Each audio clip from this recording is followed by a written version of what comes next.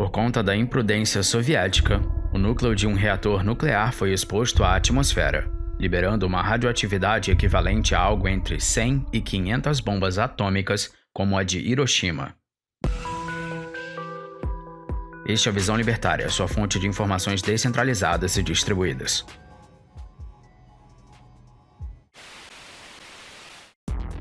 No primeiro vídeo desta série, contamos o que motivou o programa nuclear soviético, o funcionamento dos reatores RBMK e seus problemas. É de extrema importância que você veja a parte 1 para entender os acontecimentos aqui narrados. Neste vídeo, vamos focar nos fatores que levaram ao acidente. Um dia antes do acidente, em 25 de abril de 1986, a 1h da madrugada, o reator número 4 da usina nuclear de Chernobyl estava operando normalmente, e um teste de segurança estava marcado para acontecer. Para entender o porquê do teste, é necessário saber algumas coisas antes. Conforme explicado no primeiro vídeo da série, na operação de geração de energia, a maior parte do calor gerado em um reator nuclear é derivado da fissão nuclear. Só que existe uma fração significativa que é derivada do decaimento radioativo dos produtos de fissão acumulados, conhecido como calor de decomposição. Este calor continua por algum tempo após a reação em cadeia de fissão ter sido interrompida, por exemplo, após o desligamento do reator. Além disso, é essencial que a água seja continuamente bombeada para evitar o superaquecimento do núcleo, ou, no pior caso, o derretimento deste. Como já dito, os reatores RBMK, como os de Chernobyl, usavam água para refrigerar o núcleo, circulada através de bombas acionadas eletricamente. Há um fluxo de água de 28.000 litros por hora, quando era operado em potência total. O problema é que essas bombas eram alimentadas pela energia elétrica produzida pelo próprio reator. Então, caso ele parasse de produzir energia, as bombas parariam de funcionar. Por isso, cada um dos reatores de Chernobyl tinha 3 geradores a diesel de reserva. Mas o problema é que eles levavam cerca de 60 a 75 segundos para fazer as bombas de água funcionarem. E esse atraso foi considerado um risco de segurança alto. Foi teorizado que as turbinas a vapor, que ainda continuariam girando por um curto período de tempo mesmo após o desligamento do reator, poderiam ser usadas para gerar a energia elétrica necessária para fazer funcionar as bombas de água por mais 45 segundos. Claro que esse tempo não seria suficiente para preencher a lacuna entre a falta de energia vinda do reator e o acionamento dos geradores de emergência, mas aliviaria a situação, teoricamente. Isso já havia sido testado outras vezes nos anos de 1982, 1983 e 1984, apresentando resultados negativos. Então, para realizar o teste novamente, os operadores começaram a diminuir aos poucos a potência do reator. O teste deveria ser conduzido durante o turno do dia 25 de abril de 1986, como parte de um desligamento programado do reator, e a equipe do turno diurno havia sido instruída com antecedência sobre as condições de operação para realizá-lo. Conforme planejado, a 1h06 do dia 25 de abril, os operadores começaram a reduzir aos poucos a potência do reator, a qual atingiu 50% no início do turno diurno. Às 14 horas, a última redução da potência seria feita, e o teste começaria, deixando o reator operando a 30% da capacidade normal. Foi agendado então para realizarem o teste às 14h15, e os preparativos para o evento foram feitos, incluindo a desativação do sistema de resfriamento do núcleo de emergência.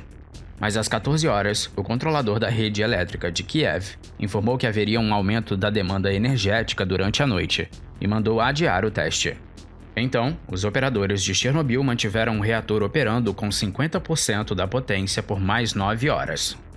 Às 23h04, o controlador da rede de Kiev permitiu a retomada do teste. Esse atraso teve algumas consequências graves. O turno do dia já tinha ido embora, o turno da noite estava quase acabando e o próximo turno não iria assumir antes da meia-noite. Entretanto, de acordo com o plano inicial, o teste deveria ter sido concluído durante o turno diurno, que havia sido preparado para isso. Com o atraso, o turno da noite teve um tempo muito curto para se preparar e realizar o experimento. Anatoly Dyatlov, vice-engenheiro-chefe de toda a usina nuclear de Chernobyl estava presente para supervisionar e dirigir o experimento. Como ele era superior a todos os outros supervisores presentes, suas ordens e instruções anulavam quaisquer objeções de outros funcionários do local durante o teste e sua respectiva preparação. Servindo sob Dyatlov estavam Alexander Akimov, o chefe do turno da noite, e Leonid Toptunov, o operador responsável pelo regime operacional do reator, incluindo o movimento das hastes de controle. O jovem Toptunov havia trabalhado de forma independente como engenheiro sênior por aproximadamente 3 meses apenas. O plano de teste previa uma redução gradual da potência do reator até atingir algo em torno de 700 a 1000 megawatts. Então, às 0h05 do dia 26 de abril, foi alcançada a potência de 720 megawatts. No entanto, devido à produção do reator de um subproduto da fissão, o xenônio-135, que é um absorvedor de nêutrons que inibe a reação, a potência continuou a diminuir mesmo o operador não tendo feito nenhuma alteração. Esse processo é conhecido como envenenamento do reator. Quando este funciona em sua potência máxima, isso é evitado porque o xenônio-135 é queimado rapidamente à medida que é criado a partir da decomposição do iodo-135, pela absorção de nêutrons da reação em cadeia em curso, tornando-se xenônio-136, que é estável. No entanto, com a potência do reator reduzida, grandes quantidades de iodo-135 previamente produzidas por decaimento radioativo liberaram o xenônio-135, que absorve nêutrons mais rapidamente do que o fluxo reduzido de nêutrons poderia queimá-lo. Vendo a potência diminuir, às 0h28, o supervisor do turno noturno, Alexander Akimov, começou uma discussão com o chefe engenheiro da usina, Anatoly Dyatlov. Akimov dizia que o manual mandava que a potência do reator não poderia ser menor do que 700 megawatts. Porém, Dyatlov, que tinha um cargo maior, dizia que 200 megawatts era seguro. Como Dyatlov tinha um cargo maior, ele tinha a última palavra, e o teste seguiu. A potência do reator continuou a cair por causa do envenenamento de xenônio, e quando ela diminuiu para aproximadamente 500 megawatts, o controle de potência do reator foi mudado para um modo diferente, a fim de manter manualmente o nível de potência necessário. Nesse momento, a energia repentinamente caiu em um estado involuntário de quase desligamento do reator, com uma potência de 30 megawatts ou até menos. O reator agora estava produzindo apenas 5% do nível mínimo de potência inicial prescrito para o teste. Isso inibiu ainda mais a queima do xenônio-135 dentro do núcleo do reator e impediu o aumento da potência. Os operadores da sala de controle decidiram retirar a maioria das hastes de controle do reator para promover a reatividade, neutralizar o efeito do envenenamento e, assim, aumentar a potência. Vários minutos se passaram entre a extração das hastes e o ponto em que a potência começou a aumentar, posteriormente se estabilizando em 160 e 200 megawatts. O reator estava cada vez mais instável. Apesar de eles terem conseguido atingir a potência de 200 megawatts, o envenenamento por xenônio estava cada vez maior. À 1h21 da manhã, um dos trabalhadores que estava próximo ao reator notou que as tampas das hastes de controle estavam pulando sem parar. Detalhe importante aqui: cada uma das tampas pesava 350 kg. Com quase todas as 211 hastes de controle removidas do núcleo do reator, o teste começou à 1 da manhã, 23 minutos e 4 segundos.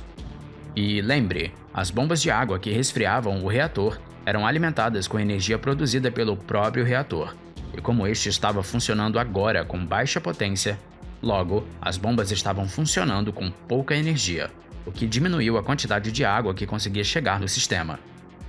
Com isso, bolhas de vapor começaram a se formar na água que deveria resfriar o núcleo, o tal coeficiente de vazio positivo que foi explicado no último vídeo. E como também dito, o vapor, diferente da água líquida, quase não consegue absorver nêutrons, então a reação estava completamente descontrolada. Conforme mais água ia se transformando em vapor, o único elemento capaz de absorver nêutrons estava sendo retirado do sistema. Mas ainda havia os moderadores de grafite, que, como também é explicado no primeiro vídeo, aumentavam a reatividade e faziam a reação ocorrer mais rapidamente. O reator seguiu esquentando nesse passo assim como a potência seguiu aumentando sem controle. A 1 hora, 23 minutos e 40 segundos, conforme registrado pelo sistema de controle, o botão AZ5, sistema de proteção de emergência do reator, foi pressionado. Isso engatou o mecanismo de acionamento em todas as hastes de controle para inseri-las totalmente no reator, incluindo as hastes de controle manual que também haviam sido retiradas anteriormente. Não se sabe a razão exata pela qual o botão foi pressionado, já que apenas Akimov e Toptonov participaram dessa decisão, e não é possível saber exatamente o que ocorreu, pois ambos morreram no hospital alguns dias após o acidente. Akimov em 10 de maio e Toptonov 4 dias depois, em 14 de maio. A perda total de água em combinação com um alto coeficiente de vazio positivo aumentou ainda mais a potência do reator. Ele chegou a 120 vezes a potência normal de operação, e o vapor dentro dele só aumentava. Não foi possível reconstruir a sequência precisa dos acontecimentos, mas acredita-se que foi uma explosão de vapor ao expandir violentamente dentro do núcleo que destruiu o invólucro do reator, arrancando a placa logo acima chamada de escudo biológico superior, na qual todo o conjunto do reator é fixado, através do telhado do prédio. Essa explosão também cortou a maioria dos canos de água que alimentavam a câmara do reator, e, como resultado, a água restante transformou-se em vapor e escapou do núcleo. A tampa de 1.000 toneladas que ficava sobre o reator foi arremessada violentamente para cima por causa da explosão. O núcleo então ficou exposto, e conforme o oxigênio entrava nele, o grafite que antes servia como moderador da reação começava a pegar fogo. As condições no reator eram tão extremas que o ar que entrava reagia com a água e o metal dos tubos e gerava hidrogênio. Após a explosão, vários funcionários da usina foram para fora para ter uma visão mais clara da extensão dos danos. Conforme relatos de alguns deles, pedaços de material em chamas e faíscas dispararam para o ar acima do reator. Alguns desses pedaços e faíscas caíram no telhado da sala de máquinas e começaram um incêndio. Um dos sobreviventes que trabalhavam na usina, Alexander Yuvchenko, conta que assim que saiu e olhou para a sala do reator, viu um feixe de luz azul muito bonito, semelhante a um laser, causado pelo brilho do ar ionizado. A liberação de radiação agora já estava fora de controle. Partículas radioativas eram emitidas a todo instante e eram imediatamente liberadas na atmosfera. 6 toneladas de dióxido de urânio foram lançadas, além de substâncias como o iodo-131, o estrôncio-90, o césio-137, o americio-241 e o plutônio-239. Embora as partículas de maior dimensão tenham ficado restritas a um raio de 100 km em torno da usina. Isso mesmo, um raio de 100 km em torno da usina. 2 minutos depois da explosão, bombeiros da unidade de Pripyat foram chamados. A partir daqui, começa uma outra cadeia de eventos que pioraram em muito o resultado da explosão inicial. Mas isso veremos no próximo vídeo. Obrigado por sua audiência. Este artigo foi sugerido, escrito e produzido por JJ Liber, revisado por Rodolfo Andrello e narrado por J. Fernandes. Se você gostou deste vídeo, clique no ícone de curtir abaixo e compartilhe o vídeo em sua rede social. Se você deseja ser notificado de outros vídeos, inscreva-se no canal e depois clique no ícone de campainha. Vejo você no próximo vídeo. Até a próxima!